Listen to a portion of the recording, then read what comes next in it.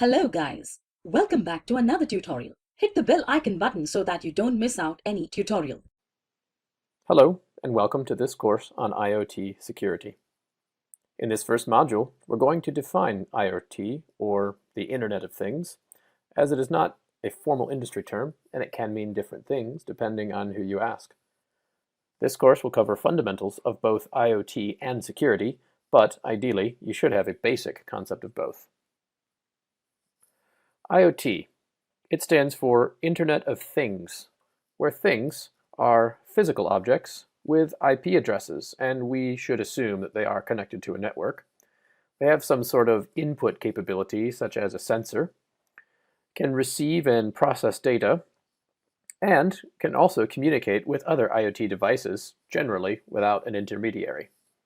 For example, a clothes dryer that might be able to sense that your clothes are dry and shut itself off to conserve power, then send a notification to your mobile phone to notify that the cycle is complete. Consider the Internet of Things to be billions of connected devices with some level of individual intelligence that's comprised of smart devices, smart energy meters, smart homes, smart cities, smart grids, and so on, all communicating with each other, non-human objects, or entire systems. This level of connectivity yields a tremendous amount of data which is constantly being processed and distilled into useful information that can serve as input to control things around us, to make our lives and jobs easier, safer, and even friendlier to the environment. As this is a course on securing IoT and IoT devices, I want to draw attention to the most relevant parts of our definition of IoT. They are physical objects with network connectivity, input capability, the ability to process data, and the ability to communicate. These properties are extremely important when thinking about how to secure IoT devices. So, we have just covered how we define IoT for the purposes of this course. We'll take a look at some security primitives and why they're important when thinking about IoT security. Security can be similarly ambiguous as IoT, so let's set out some security fundamentals for the purposes of this course. At the heart of any security consideration, especially in context of IoT, is the protection of data. The topics we will discuss here are identity and access management, data protection, network security, logging and monitoring, and physical security. Identity and access management. With more and more devices with network connectivity that are transmitting data between themselves and other targets, being able to granularly identify each device becomes an essential part of securing access to them. Logically, because it brings context to the data being transmitted. This context is a precursor to guarding access to systems which the devices are meant to inform. The first half of identity and access management is identity. Being able to specifically identify an individual device from the next one has logical benefits as well as security ones. For example, if you were managing a fleet of smart energy meters for a municipality and one of them stopped communicating with the central communication system, how else would you know where to send the repair truck? Similarly, in context of security, if someone were to do something nefarious to that smart meter and it has become a threat to your systems, it would be paramount to know which device is the cause of this disruption. Identity, therefore, is a prerequisite to access management. Using the same smart meter example, if you have a system that can be managed by an administrator, including the administration of billing and the distribution of energy, without the differentiation of identity, how could you reliably prevent the device inside the home from performing an administrative task? Data protection. Generally, the level at which data is protected is commensurate with the sensitivity of that data. For example, personally identifiable information, or PII, is generally regarded as the highest classification of data, and should therefore be protected accordingly using strong encryption and oftentimes other mitigating tactics. Conversely, public information may not require any consideration at all, as the compromise of that data has no impact. In context of IoT, a camera that is doing facial recognition would contain PII, whereas a device that reads and reports the temperature of its immediate environment does not require any special handling, as anyone can measure the temperature for themselves if they choose. Network security. Network security is of utmost importance in an IoT context, as the devices are not only network connected, but they often have the ability to communicate with each other without necessarily communicating through a central source.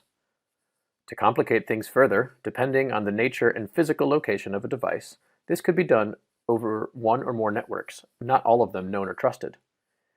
Securing the network is fundamentally about ensuring the data being transmitted from one device to another maintains its integrity and is done so deliberately.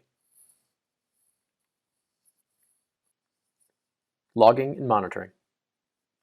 Logging and monitoring is a cornerstone of the long tail of security. Logging will tell you the path that a given device has taken, which can be insightful when making decisions to make modifications to the security properties of a device, isolate it, or even destroy it. Monitoring gives you the ability to measure what normal activity looks like so that you can detect and alert with certainty when a device is behaving abnormally. Physical security.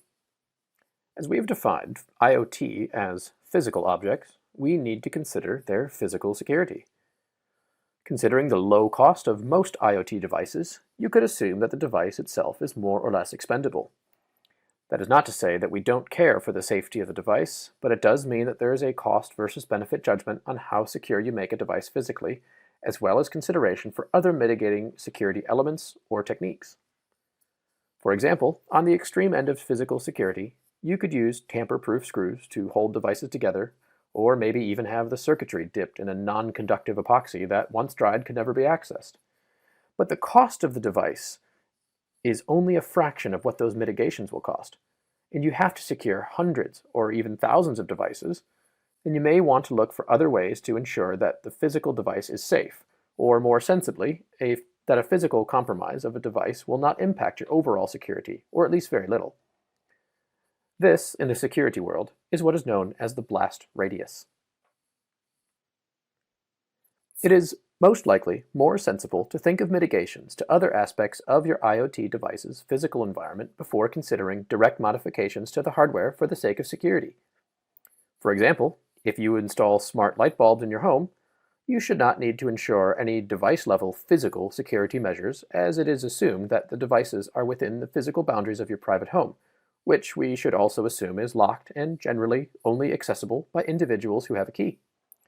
In that example, it is also worth noting that the data being transmitted by these light bulbs is assumed to be low risk, and that even if they were exposed to the physical world, they have a very small blast radius should one of them be physically compromised.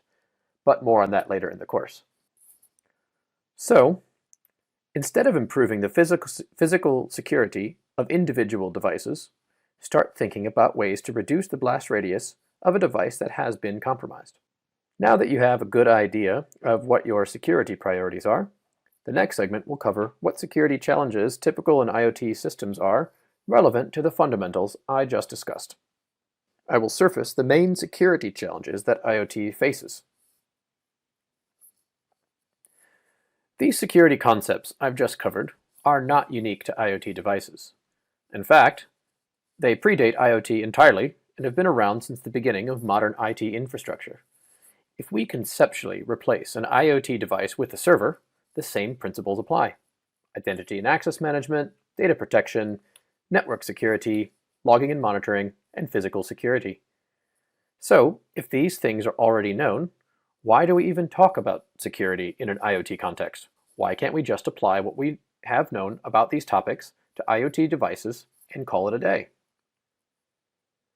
The challenge that IoT brings to security is not necessarily a challenge of practical application, but rather a challenge of scale. Take data protection, for example, or more specifically, encryption. Encryption has been the primary security countermeasure for protecting data at rest for decades.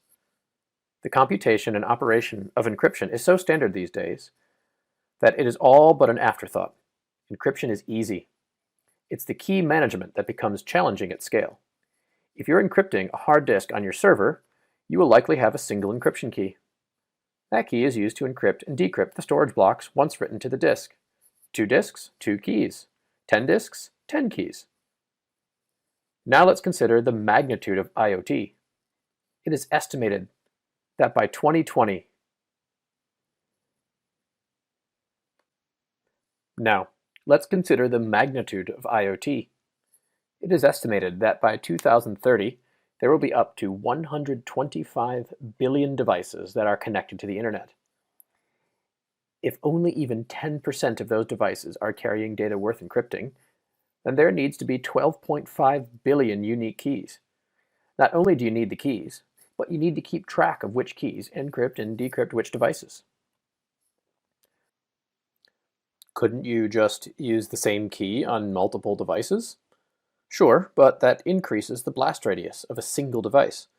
If someone were to gain access to your physical device, they could intercept the key and use it to get data from other devices. Imagine if every door on your street used the same key. So, in an IoT world, how will you ensure that the data you're getting from a device is reliable? How do you know that the communication is authentic? Network security is another priority for IoT devices, because we don't always know how many hops a device will take before it can transmit its purpose. If we consider your smart home lighting setup, the lights are probably communicating with a base which is communicating directly with your home Wi-Fi, all of which in a relatively trusted, or at least predictable, channel. In that case, the network security of those devices is going to be the exclusivity of their communications to ensure that they aren't also communicating with another base station, so that someone could not set up a rogue one nearby and start controlling your lights. The scenario might seem innocuous, but now replace smart lights with a smart door lock, and the risk becomes apparent. In more industrial IoT applications, for example, sensors that transmit telemetry of a wind turbine in a wind farm, communications might travel a vast distance before they reach their intended destination and traverse several networks, none of which you own or have control over. This scenario gives life to a buzzword that is out in the security world known as zero trust environments, where even when we know the happy path a device might use to communicate, we should be skeptical of every single transmission, as the integrity of one message does not correlate to the integrity of another. This is another promotion of the importance of identity at scale. Thank you for watching. Don't forget to subscribe to the channel. If you like the video, do give us a thumbs up and share it. Also check out amazing discounts and offers on our premium courses in the description below.